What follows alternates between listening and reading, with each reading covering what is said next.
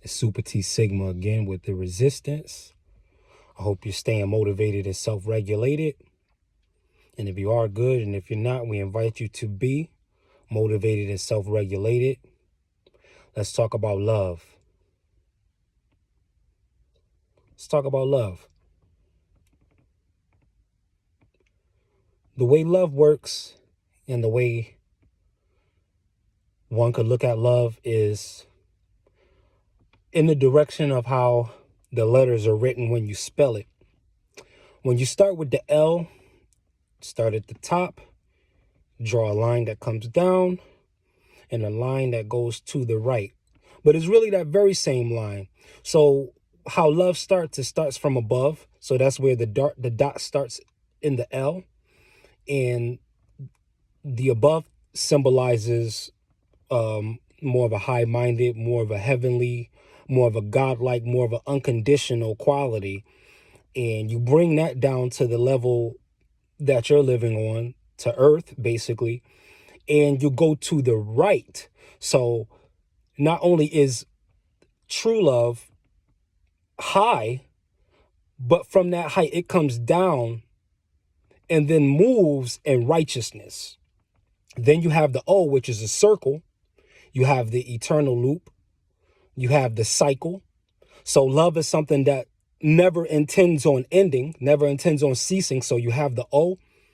Then you have the V, which is kind of like a rescue mission, because the V is like the swooping of a bird, goes down, comes up. So that same love, when you get to the V, you're starting from above, you're going down to whoever it is that you're spreading that love to, and you're bringing them right back up. That's the V. And then the E, you start off moving to the right. So you start off moving in righteousness. This is how love ends. The word rather, ending with the letter E, move to the right, bring it back up to the heavenlies, and then come right back around, swoop right back down, and bring it to a down to earth level. That's love in a nutshell. Love starts with the high, comes down to the low, and it seeks to bring that to the height. It seeks to bring whatever you're loving up to the level where love is, or up to whatever level your love is. You're bringing them up. Love is always a lift up thing. Love is not anything that puts people down. Love comes down. What did Kanye say in 808s and Heartbreak? Love comes down, because love is a higher thing. So it comes down, and it doesn't just come down to stay down, but it comes down to collect those who are the target, the recipients of love. Now, when you're dealing with the physical act of intimacy, the difference between love and sex is clear. You have an industry that is dedicated to the act of sex. You have the porn industry. Okay, and before we start dogging porn, understand that we're not just talking about how that particular industry is abused and the kind of addictive effects that people experience when they're hooked on something like porn, but just very loosely, you may get ideas, you might get moves. You're going to get everything but love, because porn is not responsible for love. Porn is responsible for sex only. Now, what you do have is you have many people who love sex. So what happens is they get stuck in industries like that, because they're having a love for sex. And what happens is they're not taking, and I'm not judging anyone for anything, but what a lot of times happens when love and sex are confused is that right after the physical act, then you have the cutoff. You have the abrupt cutoff, because there was nothing of spiritual and heartfelt acceptance an allowance that went into the physical act of intimacy. So that's the difference between love and sex. And for anybody with their significant others, as they put this into practice with your significant other, you can always and should always bring love into the act of sex.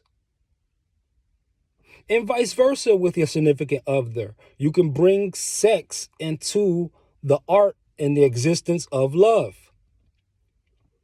Many people interpret sex as sacral energy exchange, coming from the sacral chakra, the sex center, the reproductive center of the chakras. And that is the energy exchange between two sacral entities, because we're just talking on a one-to-one basis, you and whoever your significant other is. We're just talking in that realm of a one-to-one relation. Now, outside of the act of physical intimacy, you can still make love, but you have to have it in order to make it. You have to have love in order to make love. How does one make love in the regular world outside of the act of physical intimacy? Well, what happens is, if, let's say, somebody comes to you with a problem and you present the kind of solution that would help them, well, guess what? You just made love. Totally separate from the act of sex, you just made love. You brought love to that scenario. Someone needed you for something and you provided it. That's love. That's love. That's you bringing something. See, they need something from you. So if they're petitioning, then they're putting you already on a higher level. And your response to that when you're acting in love is you're bringing that down. You're coming down and you're moving right. You're coming down, you're moving right, you're looping back around, the L. You're coming down, you're moving in righteousness. Then you have the circle. You're not cutting them off. No matter how many times they come to you, that's the O. You're going to keep on cycling that love. And then you got the V. So essentially what you're doing when they need you is wherever you are, you're coming down to help them and you're bringing them up to where you are. That's the V. And then then there's the E. You're siphoning back around for when they need you. First, you're moving in righteousness yet again. Then you're moving up. All right. Which is kind of going into your mind, and then you're bringing it down into the heart and out to the person. You just made love. You just made love. But as you can see, you have to have it in order to make it. See, what happens is the word love gets thrown around a lot, but you don't necessarily have energies from the higher being brought to the lower to bring lower energies up to the higher. But what you have is the loose usage of the word love is just lip service. You're just throwing a word out there. I love you. I love you. They won't even put the V on it anymore. I love you. LUH. But love itself, true love, is always starting from a higher place. And it always moves in righteousness. And you're always bringing someone or something, more than likely someone, up into the higher energies. This is how love works.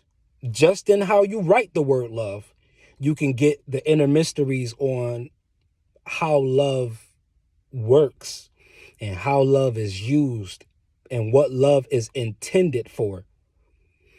Now, let's say you're in an instance where there's tough love, because love doesn't necessarily have to be this gentle thing.